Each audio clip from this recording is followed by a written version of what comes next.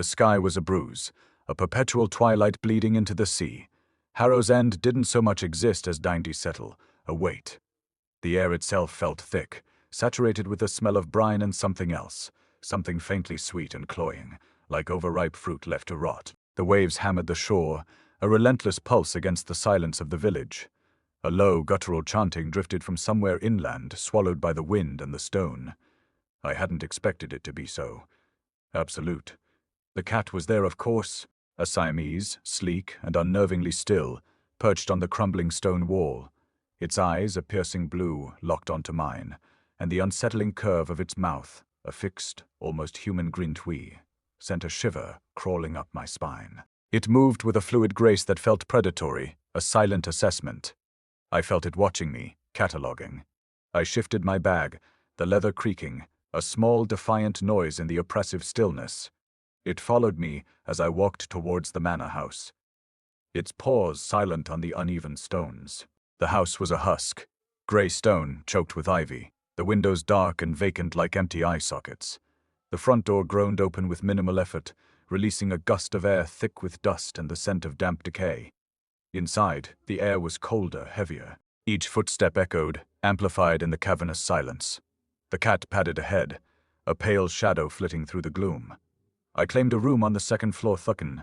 The least visibly collapsed into and dropped my bag with a weary sigh. Exhaustion clung to me, a familiar blanket. It was a convenient excuse, I thought, for the tremor in my hands.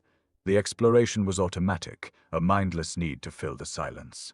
I ran a hand along the wallpaper, its floral pattern faded and peeling, the texture rough beneath my fingertips.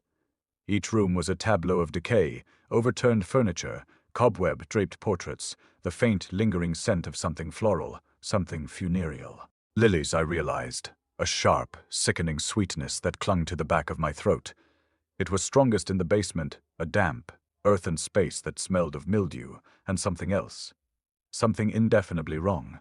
The lilies were stronger there, a phantom perfume in the cold air. The weight of the village pressed down, a physical manifestation of a guilt I couldn't quite name. It settled in my chest, a dull ache that stole my breath. I wanted to run, to escape the oppressive stillness, but my legs felt leaden, rooted to the floor. The chanting grew louder, a rhythmic drone that seemed to vibrate in my bones. Fividend, the waiting, puvite. A voice whispered in my head, a voice that wasn't mine. Then I found it. A room I hadn't noticed before, tucked away at the end of a long shadowed corridor. A single heavy oak door, almost invisible against the crumbling wall. It wasn't locked. The air inside was stagnant, thick with the scent of old paper and dust. A single shaft of twilight illuminated a small table, and on the table lay a book. Leather-bound, its cover worn smooth with age. A diary. I picked it up, the leather cool and slick beneath my fingers. The script was elegant, archaic. I opened it, my heart hammering against my ribs. The first page detailed a death, a drowning, it said. A young woman swept away by the tide, this very hour, the final line read, in a spidery hand. The words swam before my eyes. A wave of nausea washed over me. I thought I saw the cat, a flash of blue eyes in the shadows. A sharp, stinging pain flared on my forearm. I looked down. A bruise, purple and black, bloomed on my skin, a sudden, inexplicable mark. It throbbed with a dull, insistent ache. I felt a tremor run through my body, a cold certainty settling in my gut. The chanting swelled, a chorus of voices rising to a fever pitch. The diary felt heavy in my hands, the leather cool against my clammy skin. This very hour, the words echoed, mocking. Folklore, I told myself, local superstition spun from tragedy and embellished over centuries. Harrow's End had to have a story. Every place clinging to a coastline, battered by wind and waves, did. But the tremor in my arm, the blossoming bruise, felt less like folklore and more like something else. Days bled into a shapeless grey. The chanting, once a distant murmur, now pulsed through the house, a relentless rhythm that seemed to sync with my own heartbeat. Thrum, thrum, thrum. The cat was a constant, a silent sentinel, perched on window ledges, slinking through shadowed hallways. Its blue eyes followed me, dissecting, judging. Each glance felt like a violation. I tried to ignore it, to focus on finding a rational explanation for the diary's chilling prediction. The church was a hulking mass of grey stone, even more desolate than the manor. The air inside was thick with the smell of damp earth and something vaguely metallic. I ran a finger across the cold stone of the altar, tracing the carvings. They weren't Christian, not entirely. Twisted, unfamiliar symbols snaked across the surface, too intricate to be mere decoration. They resonated with a feeling of wrongness, a primal unease that settled deep in my bones. Click, scrape, scrape, the sound of my fingernail against the ancient stone, amplified in the oppressive silence. The manor's library offered a refuge of sorts, a labyrinth of dusty tomes and crumbling scrolls. I spent hours sifting through brittle pages, searching for any mention of the drowning, of the family who had once owned Harrow's End. Names swam before my eyes, dates blurred, the scent of decay and old paper thick in my nostrils. Shubba rustle, whisper, the sound of the pages turning, a fragile dance of disintegration. Memories, too, began to surface, fragments of my past distorted by the fog of addiction. A needle's prick, a fleeting moment of clarity, the crushing weight of disappointment. I pushed them back, forcing myself to focus on the task at hand. The diary, the death. The cat appeared at the doorway, a pale silhouette against the gloom. It sat, watching me. Its grin a silent accusation. I felt a surge of anger, a desperate need to lash out. Instead, I slammed the book shut. The sound echoed through the silent room. Thump. I walked away, deeper into the library, searching for anything, to anchor myself to reality. I found a collection of family records bound in faded leather, genealogical charts, land deeds, letters yellowed with age. Most were illegible, the ink faded and blurred. But one document caught my eye, a handwritten account of a local legend, a tale of a woman accused of witchcraft, a woman who had drowned in the sea. The description. It was unsettlingly familiar. The woman's name was Ilara, the same name as the woman in the diary. The chanting grew louder, closer. It seemed to emanate from the basement, a rhythmic drone that vibrated in my teeth. I hesitated, a cold dread gripping my heart. The basement, the lilies.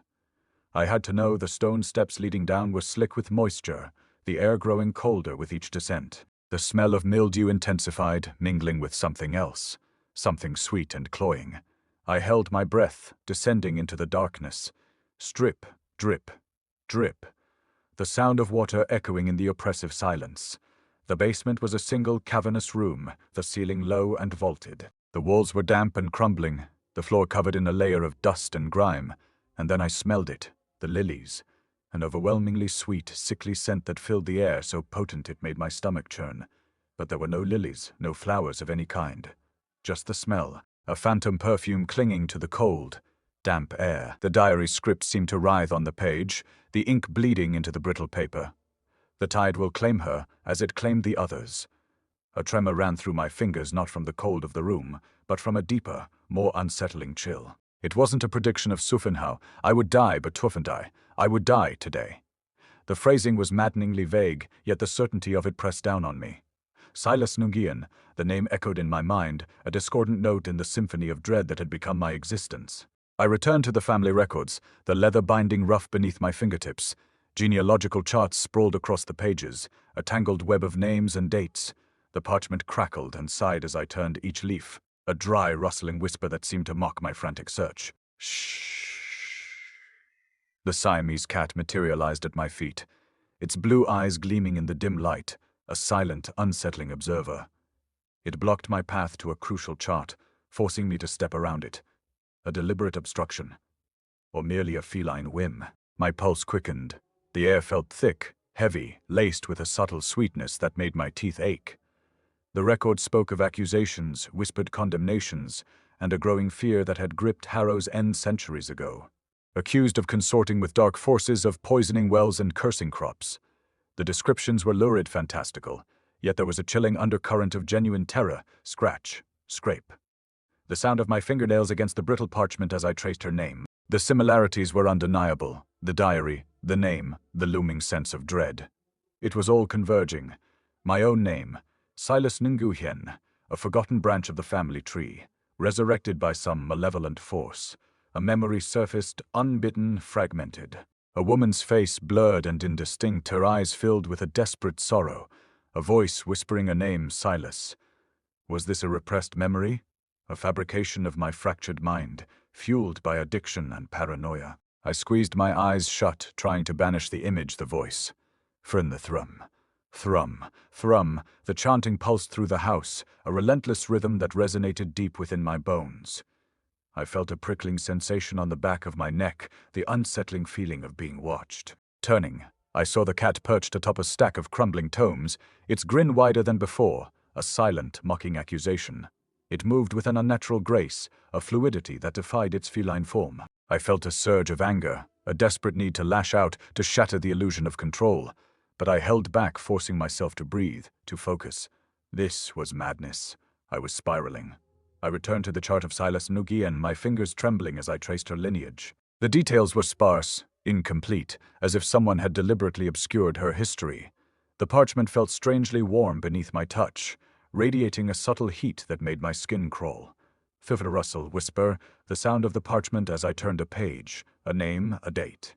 A place, the church, the same church I had visited earlier. I reread the entry, my eyes scanning the faded script, and that is when I saw it. A fleeting movement in my peripheral vision.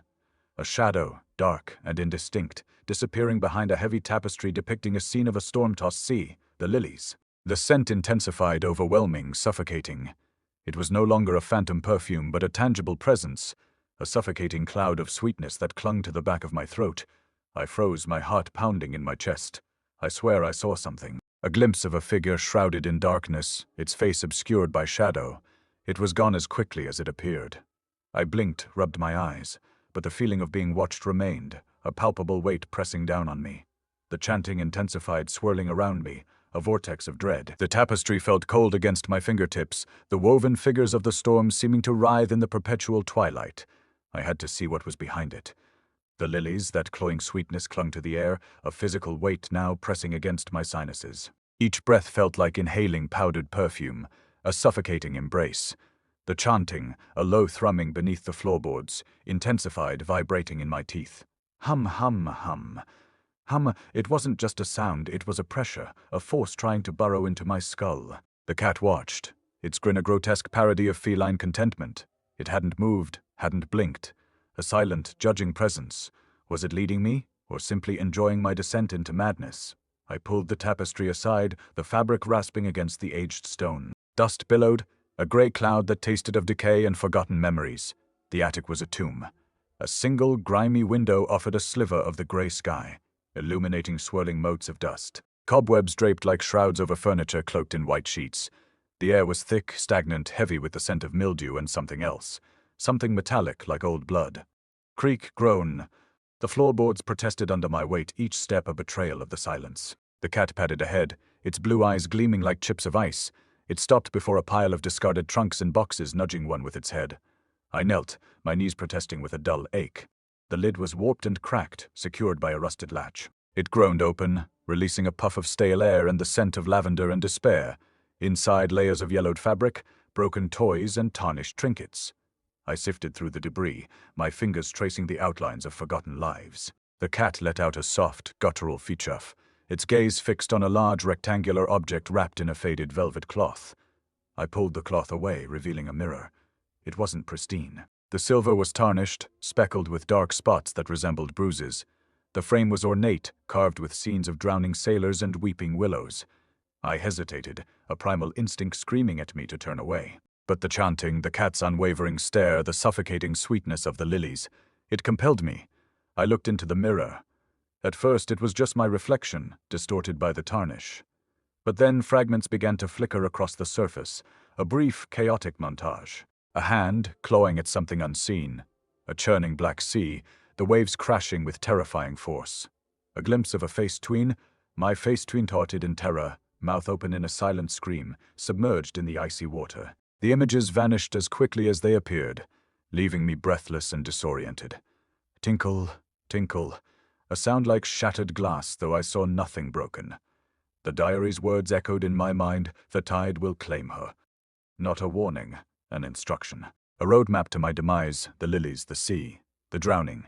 It wasn't a possibility anymore, it was a certainty meticulously laid out before me. My hands trembled, slick with a cold sweat. I squeezed my eyes shut, willing the images away. Thrum, thrum, thrum. The chanting intensified, pressing against my temples. I opened my eyes, drawn back to the mirror. I needed to see if it was all a hallucination. a product of my unraveling mind. I looked again. This time it wasn't my reflection staring back. The face in the mirror was familiar, yet alien. Older, harder, etched with a profound sorrow. The eyes were the same shade of blue as the cat's, but they held a depth of despair that chilled me to the bone. It was Silas Nguyen. Her mouth moved, forming a silent word, a name, Anya. The face in the mirror lingered, a phantom imprinted on my vision. Silas Nguyen, a name I barely recognized, yet felt intimately connected to. Anya. The silent utterance echoed in the stillness, a spectral pronouncement. My breath hitched, a ragged gasp lost in the oppressive air of the attic. The mirror's surface rippled, the image of Silas dissolving back into my own distorted reflection. But the chill remained, a tangible presence clinging to my skin. Sleep offered no respite. It descended as a fractured landscape of nightmares, each more vivid than the last. I'd be submerged, the icy water filling my lungs, the churning blackness pressing against my eardrums. Whump, whump, whump, whump. The sound of my own panicked heartbeat, magnified and distorted. Then, a fleeting glimpse of the cat, its grin widening into a predatory leer, its blue eyes burning into my soul. I'd wake with a jolt, drenched in sweat, the scent of funeral lilies thick in my nostrils. The line between memory and delusion blurred. Had Silas Nguyen ever existed? Was the face in the mirror a trick of the light, a manifestation of my own unraveling mind? The cat's presence only amplified the uncertainty. It followed me, a silent, watchful shadow, its grin seeming to grow wider with each passing hour. Click, click, click, the sound of its claws on the stone floor, a relentless metronome marking my descent. I tried to reach out, to connect with the world beyond Harrow's End. My phone, predictably, displayed the dreaded no-service message. The village was a pocket of isolation, deliberately severed from the outside. No mail deliveries, no passing cars, just the relentless rhythm of the sea and the insidious chanting that seemed to permeate the very stones. Hum. It was louder now, closer, a physical vibration in my bones. Guilt coiled in my gut, a familiar serpent tightening its grip. My relapse, the shame of it, the betrayal of myself, and those who cared for me. It felt inextricably linked to this place, to the legacy of Harrow's End, to the spectral Silas Nguyen. Was this a punishment? A penance for my failings? The lilies seemed to mock me, their cloying sweetness, a suffocating reminder of my weakness. The paranoia blossomed. Every shadow seemed to conceal a threat, every creak of the floorboards a warning. I scrutinized the villagers I had seen, their faces now seeming to hold a silent judgment. Scritch, scritch. The sound of something moving just beyond the periphery of my vision. Was it the cat? Or something else entirely? I spent hours wandering the crumbling cottages, searching for some sign of life, some indication that I wasn't entirely alone. Dust lay thick on every surface, a testament to the village's abandonment. The air hung heavy with the smell of damp and decay. Drip, drip, drip. The relentless rhythm of water, echoing in the empty rooms, driven by a desperate need for something, anything. To anchor me to reality, I began to systematically search the house. I started with the floorboards, pried them loose with a rusty crowbar I found in the kitchen. The wood groaned in protest, releasing a musty odor that stung my nostrils. Footing crack. Pop. Each board lifted revealed only dirt and cobwebs, but I pressed on, fueled by a frantic hope. Then, under the floorboards in what must have been a child's bedroom, I found it. A drawing rendered in crude crayon on a scrap of yellowed paper. It depicted the Siamese cat, but it was different. Horns curled from its head, and its eyes glowed an eerie green below the drawing. Scrawled in a childish hand were two words: The Watcher. The mirror shimmered again, not with the fleeting image of Silas, but with something more. A scene. A blurred tableau of rain-slicked cobblestones, a shadowed figure slumped against a wall, a glint of silver reflecting the perpetual twilight.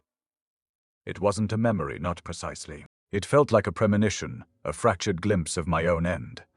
The rain tasted metallic on my tongue, even though I stood dry in the attic's gloom. My breath hitched, a strangled sound swallowed by the oppressive silence. Whir. The subtle vibration of the mirror's surface as if it were a living thing, the chanting. It was louder now, no longer a distant hum, but a tangible pressure against my eardrums. I stumbled towards the source, drawn by an invisible thread. Down the creaking stairs, past the portraits with their accusing eyes, into the basement. The air thickened, heavy with the scent of funeral lilies, a cloying sweetness that threatened to suffocate me. The smell clung to the back of my throat, a phantom taste of decay. Drip, drip, drip. The water echoed in the subterranean space, each drop a punctuation mark in the chanting's rhythm. I had to understand. The mirror, the chanting, Silas. They were all pieces of a puzzle I desperately needed to solve before the fragments consumed me. I found a stack of crumbling books in a corner, their leather bindings cracked and brittle. The language was alien, a tangle of unfamiliar symbols that seemed to writhe on the page. Thefalustle. Rustle. The sound of the aged parchment as I frantically flipped through them, desperate for a key.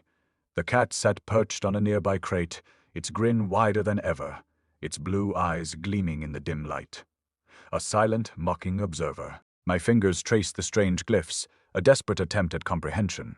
It felt ancient, primordial, resonating with something deep and unsettling within my own mind. The chanting intensified, seeming to synchronize with the symbols I studied. Hum, hum, hum. It wasn't just a sound now, it was a feeling, a vibration that resonated in my bones. A tremor ran through me, a chilling echo of the chanting itself. Then, a breakthrough. A recurring symbol repeated throughout the text, accompanied by a crude depiction of a stylized tree beneath it. A single word rendered in a slightly more recognizable script, binding. The text spoke of rituals, of protective measures against shadows that clung to the Nguyen lineage, shadows that fed on fear, on guilt, on weakness. It was a chronicle of desperation, a plea for survival against an unseen enemy. I found myself unconsciously mimicking the chants, my voice a hesitant whisper at first, then growing stronger, more confident. Hiss, hiss. The cat's reaction was immediate, its tail lashing, its eyes narrowing. It felt like a violation, an intrusion into something sacred. The words felt familiar, as if they were buried deep within my subconscious, waiting to be unearthed. The ritual described a cleansing, a banishment, a circle of salt, a burning of herbs, a recitation of ancient verses. I gathered what I could find toward coarse salt from the pantry, dried rosemary and thyme from a forgotten garden. Crackle, crackle. The dry herbs ignited with a surprisingly bright flame, filling the basement with a pungent aroma. I began the recitation, my voice trembling at first, then gaining strength, echoing the chanting that pulsed through the very foundations of Harrow's End. As the final verse left my lips, a searing pain shot through my head. The cat hissed, a low, guttural sound that vibrated in the air. Its eyes, those cold, predatory eyes, burned into mine, and for a fleeting, terrifying moment, one of them flashed crimson. A brief incandescent spark of something utterly alien and malevolent. The pain subsided, leaving a lingering throb behind my eyes. The scent of rosemary and thyme, though initially comforting, now felt oppressive, a cloying sweetness that coated my tongue. I braced myself, expecting something. The chanting, though still present, had receded slightly, a dull hum beneath the surface of the basement silence. The cat remained perched on the crate, its grin unchanged, its eyes still fixed on me. Click. Click, click. The sound of its claws against the wood, a slow, deliberate rhythm. Then I heard it. Not the chanting, not the drip of water, but a whisper, faint, fragmented, like a voice struggling to break through a wall of static. Unjust. They were unjust. It slithered into my ear, a cold tendril of sound. I spun around, heart hammering against my ribs, but the basement remained empty, save for the cat and the lingering scent of herbs, the diary. It was the key. I stumbled back to the stack of crumbling books, the alien glyphs now seeming to pulse with a malevolent energy. The whisper returned, louder this time, layering over the chanting. Accusation. A cycle. My hands trembled as I flipped through the brittle pages, searching for the source of the voice. It wasn't a voice precisely, it was more like a residue, an echo of thought imprinted on the very air. I remembered Silas Nguyen, the name scrawled repeatedly throughout the diary. A woman accused of witchcraft, condemned to death during the witch trials. The diary spoke of her innocence, of a desperate attempt to protect her family from a shadowy curse. The whisper intensified, coalescing into something resembling words. They took everything. Everything. A bruise bloomed on my forearm, a dark purple stain against my skin. I hadn't noticed it before. Another appeared on my thigh, then on my neck, spreading like a creeping rash. Each one a silent testament to the escalating presence within Harrow's End. The cat's grin seemed to widen, a predatory mockery of my growing fear. Were the subtle vibration of the floorboards beneath my feet. The chanting resonated deep within my bones, no longer an external sound but a visceral tremor. It felt as if Silas's anguish, Her desperation was being absorbed into my very being. The whisper became a chorus, a cacophony of fragmented voices all lamenting the same injustice. Vengeance. It will be repaid. I pressed my hands to my ears, desperate to block out the noise, but it was no use. It was inside me now, a parasite feeding on my sanity. I stumbled towards a grimy window, seeking a distraction, a glimpse of the perpetual twilight that shrouded Harrow's End. Rain lashed against the glass, blurring the already indistinct landscape. I caught my reflection. For a heartbeat, it wasn't me. The face staring back was gaunt, aged, etched with lines of sorrow and resentment. The eyes. The eyes were Silas Nguyen's, dark, haunted, filled with an ancient simmering rage. A silent scream twisted her lips. The air thickened, heavy with the scent of funeral lilies, almost suffocating in its intensity. Shh. Shh. A long, drawn-out sigh seemingly emanating from the mirror itself. Then, as quickly as it appeared, the illusion vanished. My own face returned, pale and drawn, my eyes wide with terror. The reflection was gone, leaving only the distorted image of my own fear. The chanting intensified, reaching a fever pitch. The bruises spread, a map of suffering etched onto my skin. The cat leaped from the crate, landing silently on the floor, its blue eyes gleaming with an unsettling intelligence. The stones pressed against my palms, slick with a dampness that wasn't entirely water. Each step towards the ruined church felt less like a choice and more like a surrender. The chanting, a relentless pulse, hammered against my skull, vibrating through the very marrow of my bones. It wasn't just a sound anymore, it was a physical force, drawing me forward, an invisible current tugging at my will. The air grew heavy, thick with the scent of brine and something else, something ancient and sorrowful, like the ghosts of drowned prayers. The village itself seemed to lean in, the overgrown ivy snaking across the crumbling walls like grasping fingers. I could feel its weight, its oppressive silence punctuated only by the incessant chanting and the thrum, thrum, thrum, thrum of my own heart. My legs moved with a sluggishness that defied my intent, as if the ground itself were resisting my passage. A tremor ran through the earth, a low rumble that resonated deep within my chest. The church loomed, a skeletal silhouette against the perpetual twilight. Its roof had long since collapsed, leaving the interior exposed to the elements' tivanti, a gaping maw of darkness and decay.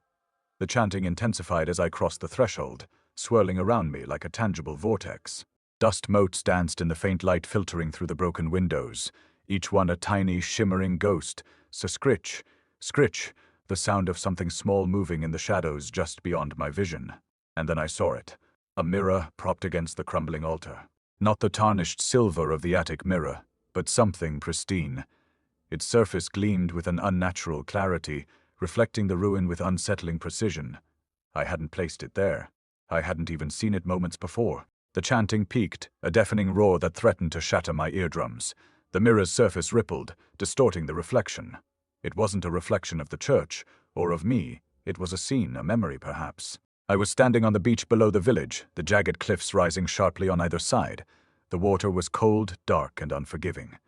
I was struggling, gasping for air, the icy waves pulling me under. A voice, distorted and echoing, whispered my name. It was Silas. Her face, pale and sorrowful, hovered just above the surface of the water. Her lips moved, forming words I couldn't quite hear, but the intent was clear. It was a farewell, a lament, a prophecy. The scene shifted. I was a child, no older than 7, standing in what appeared to be the church's vestry. Silas was there too, her face younger, softer. She was speaking to me, her voice gentle, reassuring. "Remember, Anya," she said, her words echoing strangely in the confined space. "The sea remembers everything." A jolt of confusion, of profound disorientation slammed into me. That memory. I didn't remember that. I'd never spoken to Silas. My parents had always said she was a myth, a cautionary tale whispered to keep children from straying too close to the cliffs. Yet here it was, vivid and undeniable, playing out before my eyes in the mirror's shimmering surface. The chanting warped, twisting into a mocking chorus. Hiss, fizz, whir. A subtle vibration ran through the floor, a tremor that seemed to originate from within the mirror itself. I reached out instinctively, to touch the glass, to break the illusion, to reclaim my memories. My fingers met a surface that was both cold and strangely. Yielding, the scene in the mirror intensified. The waves crashed over me, pulling me deeper. The darkness closing in. I felt a suffocating pressure on my chest, a desperate need for air. A wave of nausea washed over me, and I staggered backward, the image blurring, the chanting receding slightly. I blinked, trying to clear my head, to ground myself in reality. The mirror remained, its surface now still, reflecting only the ruin and my own terrified face. But something was different. Something had shifted. The memory, the vision, felt real. Too real. It wasn't just a glimpse into a possible future, it was a fragment of my past. A past I didn't know, I possessed. The Siamese cat emerged from the shadows, its blue eyes gleaming with an unsettling intelligence. It sat before the mirror, its grin widening, a silent observer of my unraveling click, click, click, click, the sound of its claws against the stone floor, a rhythmic counterpoint to the fading chanting. I felt a profound sense of dread, a chilling certainty that I was trapped in a cycle, a karmic loop from which there was no escape. The mirror shimmered again, the surface rippling not with distortion, but with a sudden, violent clarity. It wasn't reflecting the ruin anymore. It was reflecting Furishi, Hurry Silas. Not the fleeting, sorrowful image from before, but a full, vibrant apparition, bathed in a sickly green light that seemed to emanate from her very being. She stood on the beach, the same churning black water lapping at her feet, but now she held the mirror aloft, its surface reflecting Faimai. The chanting intensified not from the unseen chorus outside, but from within my own throat. It was a guttural, alien sound, a language I didn't recognize yet somehow knew. A horrifying realization bloomed in my chest. The chanting wasn't external. It was Hadimai, a monstrous parody of human speech, twisting and warping into something ancient and profane. Thrum, thrum, thrum, the vibration in the floor intensified, resonating with the rhythm of the chanting, as if the very foundations of the church were now singing along. Silas's lips moved, forming words that seemed to hang in the air, shimmering like heat haze. "The debt must be paid, Anya," she intoned, her voice echoing not just in the mirror, but inside my skull. "The tide turns, and it demands its due." The words felt like icy needles piercing my skin. A wave of nausea slammed into me, stronger than before, and I stumbled, clutching at the crumbling altar for support. Dust rained down, coating my hands in a gritty film. Scritch, scritch. The Siamese cat watched, its grin widening, a silent, mocking audience to my unraveling.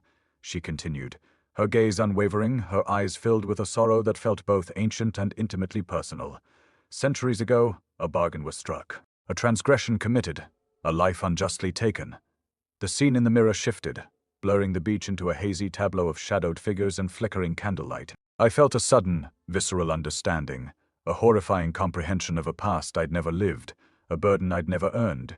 The chanting swelled, drowning out everything else, a relentless, suffocating pulse. "You were chosen," Silas said, her voice laced with a mournful resignation. "A vessel, a sacrifice, to reconcile the past, to appease the sea." The words were not spoken, but imprinted directly onto my consciousness, bypassing my ears entirely. I tried to scream, to deny it, but the chanting choked the sound in my throat. My limbs felt heavy, leaden, as if the gravity of centuries were pressing down on me. The mirror's surface pulsed with an unsettling luminescence, and I saw reflected within it, not my own terrified face, but the faces of countless others, Fundy women, men, children Fundy, all bearing the same expression of resigned despair. Each face a fleeting echo of my own impending doom. Whir, hiss. The air grew thick, heavy with the scent of funeral lilies, an overpowering sweetness that clawed at my throat. My struggles intensified, a desperate flailing against an invisible force. I tried to break free from the mirror's gaze, to escape the suffocating weight of the chanting, but it was no use. I was trapped, bound to this place, bound to this curse. My vision blurred, the edges of the ruin dissolving into a swirling vortex of green light and echoing voices. I felt a coldness seeping into my bones, a creeping numbness that threatened to consume me entirely. And then she was beside me. Not in the mirror, but Tufi here, in the ruined church, Silas Nguyen. Not the ghostly apparition, but a woman, solid and real, her face etched with a profound sadness. Her eyes the same shade of sea green as the water in the mirror locked onto mine. "You don't understand," she whispered, her voice a fragile counterpoint to the relentless chanting. "I'm trying to warn you." The grit of the sand scraped against my cheek, a coarse welcome back to somewhere. My limbs felt heavy, unresponsive, like they belonged to someone else. The air tasted of salt and something else, something cloyingly sweet like overripe lilies pressed between the pages of a forgotten book. I pushed myself up, the movement sending a jolt of pain radiating from my ribs. Bruises blossomed on my skin, fruiting purple, green-yellow sodium macabre, garden blooming across my arms and torso. They were familiar. I'd seen them before, in the mirror reflected in the faces of those spectral women. The chanting was gone. A profound, unsettling silence had swallowed the ruin, leaving only the rhythmic funchlosh. Slosh of the waves against the shore. Twilight clung to the sky, a perpetual dusk that seemed to leach the color from everything. The beach stretched before me, a desolate expanse of gray sand meeting the churning black water of the ocean. The church, the altar, the mirror, vanished, as if they'd never been. A prickle of unease crawled up my spine. I scanned the beach, a desperate hope clinging to me that this was all a nightmare, a fevered hallucination born from withdrawal and exhaustion. But the bruises were real. The ache in my bones was real. The lingering sweetness in my nostrils was undeniably real. Perched on the cliff's edge, silhouetted against the gloom, sat the Siamese cat, its eyes twin chips of emerald, fixed on me with an unnerving intensity. The grin remained, a grotesque parody of feline contentment. Femeo, a single, drawn-out sound, almost a sigh, escaped its lips, amplifying the silence. It wasn't playful. It was observant, calculating. I stumbled towards the diary, half expecting it to be gone, too. It lay on the wet sand, its leather cover slick and cold. I picked it up, my fingers trembling. It felt heavier than I remembered. I flipped it open, a frantic hope blooming in my chest that it might offer some explanation, some clue to this escalating madness. The pages were blank. Every single one. A wave of despair threatened to drown me, a suffocating weight pressing down on my chest. I ran my hand over the smooth, empty surface, searching for a hidden inscription, a faint watermark, anything. And then I saw it. A single sentence, scrawled in delicate, looping script, appeared on the final page. "The hour approaches again." The words resonated within me, a chilling premonition that tightened the knot of dread in my stomach. What hour? What was approaching? My mind raced, grasping for a thread of logic in this chaotic tapestry of events. Silas, the mirror, the chanting, the debt, the sacrifice.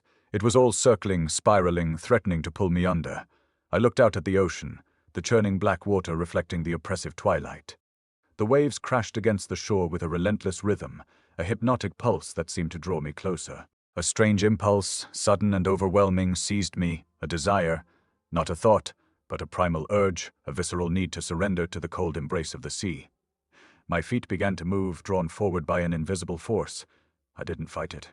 What was the point? Resistance felt futile, a pointless struggle against an inevitable tide.